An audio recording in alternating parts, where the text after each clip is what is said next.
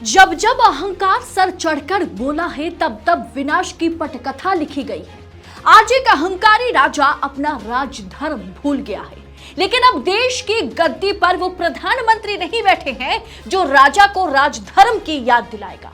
अहंकारी राजा जब अपना राजधर्म भूल जाते हैं तब उनसे जो जो गलती होती है वही वही गलती नरेंद्र मोदी कर रहे हैं। 2024 में मैं फिर से आऊंगा, ये लाइन कहकर मोदी जी ने बड़ी गलती कर दी और इसका उजागर जो है द टेलीग्राफ के इस आर्टिकल में किया गया है। क्या है पूरा मामला, क्या है पूरा माजरा, बताएंगे आपको इस वीडियो में, तो वीडियो को अंत तक जरूर देखिएगा। नमस्कार, स्वागत है आप सभी का देश नीति पर। देश नीति, केवल सच्ची और पक्की खबरें। 2002 के गुजरात दंगों की चर्चा होती है तो अटल बिहारी वाजपेयी के वो राजधर्म वाली बात आज भी प्रधानमंत्री मोदी पर भारी पड़ता है। गुजरात नरसंहार में जब पूरा राज्य जल रहा था तब प्रधानमंत्री अटल बिहारी ने गुजरात का दौरा किया था। प्रेस कॉन्फ्रेंस कर रहे थे अटल जी। एक पत्रकार ने उनसे सवाल किया, क्या आप मुख्यमंत्री नरेंद्र मोदी के लिए कोई संदेश लेकर आए हैं? उन्होंने बड़े अच्छे अंदाज में कहा था, मुख्यमंत्री के लिए मेरा सिर्फ एक संदेश है, वो है राजधर्म का पालन करें। राजधर्म, ये शब्द काफी सार्थक है, मैं उसी का पालन कर रहा हूं, पालन करने का प्रयास कर रहा हूं। राजा के लिए, शासक के लिए प्रजा प्रजा में भेद नहीं हो सकता, ना जन्म के आधार पर, ना जाति के आधार पर, ना संप्रदाय के आधार पर। और राजनीतिक गलियारों में ये खबर है कि मोदी को इस्तीफा देने की भी नौबत आई थी। इस्तीफा देने के लिए मजबूर तत्कालीन प्रधानमंत्री अटल बिहारी ने की थी और तब अगर मोदी को किसी ने बचाया था तो वो लाल कृष्ण आडवाणी थे। लाल कृष्ण आडवाणी और अटल बिहारी वाजपेयी में जो है मतविरोध की सबसे बड़ी वजह नरेंद्र मोदी थे। और दोस्तों, आज ये दो तस्वीर आप देखिए, एक तरफ मोदी जी अटल बिहारी के पुण्यतिथि पर श्रद्धांजलि दे रहे हैं और एक तरफ लाल कृष्ण आडवाणी 15 अगस्त को अपने घर पर अकेले तिरंगा फहरा रहे हैं। कोई पार्टी के लीडर उनके साथ खड़ा नजर नहीं आ रहा। एक ने तो हमेशा मोदी जी का विरोध किया क्योंकि शायद उन्हें गुजरात मॉडल से ही पता चल चुका था कि ये नेता अगर प्रधानमंत्री बनता है तो देश का क्या हाल होगा, क्या हश्र होगा। और एक ने मोदी के पीछे चट्टान की तरह हमेशा खड़ा रहा।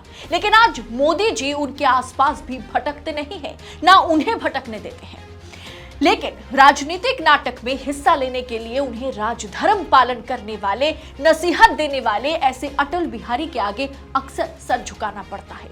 मोदी जी सर तो झुकाते हैं, लेकिन क्या मोदी जी वाकई राजधर्म का पालन कर रहे हैं? इसका जवाब द टेलीग्राफ की इस आर्टिकल में है। जब राजा अहंकारी हो जाता है तब वो राजधर्म का पालन नहीं, राजधर्म से पलायन करते हैं। अहंकारी राजा अपना राजधर्म भूल जाता है। दोस्तों, ये हेडलाइन देखिए, आप देख सकते हैं कि सभी अखबारों में एक ही हेडलाइन छपा है। दैनिक जागरण, फिर आऊंगा और आपके सपने पूरा करूंगा। Times of India, in his 10th independence day speech Modi says he will be back next year. Navbharat times का देखिए, लाल किले से बोले पीएम मोदी, अगले साल फिर आऊंगा। लेकिन वहीं पर अगर आप दी टेलीग्राफ का यह आर्टिकल देखेंगे तो आपके रोंगटे जो है ना दोस्तों खड़े हो जाएंगे। ये बात एक प्रधानमंत्री जब कहता है कि मैं दोबारा चुनकर वापस आऊंगा तब उसे अहंकार में चूर कहा जा सकता है। और ये बात मैं नहीं, दी टेलीग्राफ ने कही है। इस अखबार को फिर से एक बार दिल से सलाम। दी टेलीग्राफ ने क्या लिखा कि election commission can retire, Modi has declared 2024 result. मतलब बड़ा सिंपल है कि चुनाव आयोग अब रिटायर कर सकते हैं क्योंकि चुनाव आयोग का काम अब मोदी जी कर रहे हैं। चुनाव आयोग का काम चुनाव कराना, रिजल्ट घोषित करना। तो इस पर कांग्रेस की ओर से रिप्लाई आया कि crash election speech filled with lies, मतलब ये चुनावी भाषण है जो झूठ से भरा हुआ है। लेकिन चुनाव होने से पहले ही 2024 चुनाव की नतीजे क्या होंगे उसे डिक्लेयर कर दिया गया। मोदी जी ने खुद डिक्लेयर किया। चुनावी भाषण में अक्सर राजनीतिक पार्टियां कहती हैं कि हम फिर से सत्ता में वापस आएंगे या हमारी पार्टी इतनी सीटों के साथ वापस आएगी, क्योंकि चुनावी मंच पर कोई भी दावे उतना मायने नहीं रखते। लेकिन अगर प्रधानमंत्री 15 अगस्त को आजादी के दिन लाल किले पर खड़े होकर के कहे कि अगले साल आऊंगा तो मैं ही लाल किले को चुनावी मंच की तरह इस्तेमाल किया जाए, तो उस प्रधानमंत्री को आप क्या कहेंगे? अहंकारी, घमंडी, सवाल आपके लिए है, जवाब कमेंट बॉक्स में आप जरूर लिखिएगा।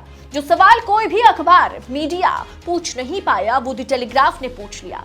अगले आम चुनाव से पहले आखिरी स्वतंत्रता दिवस संबोधन में मोदी ने यह विश्वास जताने की कोशिश की, जब देश अगले साल मतदान करेगा वो लगातार तीसरी बार प्रधानमंत्री के रूप में लौटेंगे। एक तरफ मोदी जी अटल बिहारी को श्रद्धांजलि दे रहे हैं, लेकिन अहंकारी राजा की तरह राजधर्म का पालन नहीं कर रहे।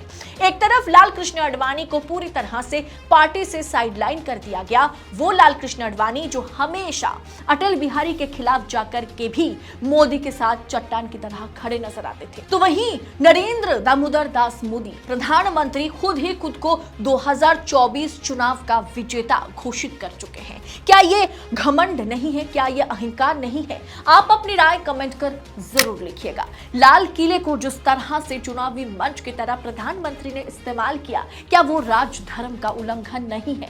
क्या प्रजा प्रजा में भेद करना राजधर्म का उल्लंघन नहीं है? आप अपनी राय कमेंट कर लिखेंगे। साथ ही आपसे अपील करूंगी कि जितना ज्यादा हो सके दोस्तों, आजाद मीडिया को सपोर्ट करें, क्योंकि हम लोकतंत्र को तभी बचा पाएंगे जब हम सच को बचा पाएंगे, और सच को बचाने के लिए हमारे जैसे फ्री जर्नलिज्म करने वाले पत्रकारों की, पत्रकारिता की, चैनल की बहुत ज्यादा जरूरत है। इसलिए डिजिटल मीडिया प्लेटफॉर्म पर जितने भी आजाद चैनल हैं उसे सपोर्ट करें, देश नीति को सपोर्ट करें, और हमारा यूट्यूब के साथ साथ जो फेसबुक पेज है देश नीति न्यूज, उसे फॉलो करना शुरू कर दें। बहुत बहुत शुक्रिया। जय हिंद, जय भारत। आपका एक सब्सक्राइब हमारे लिए महत्वपूर्ण है। देश नीति को अभी सब्सक्राइब करें और बेल आइकन को दबाना ना भूलें।